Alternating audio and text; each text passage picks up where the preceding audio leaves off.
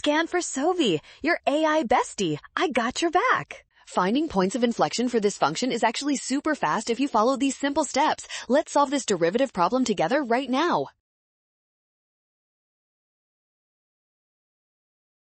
First, we need to remember that points of inflection occur where the second derivative changes sign. Since we have the first derivative, we must find where its slope changes direction. Look at the graph of the first derivative on your calculator over the interval from -3 to 6. We are specifically searching for the relative extrema of this given function.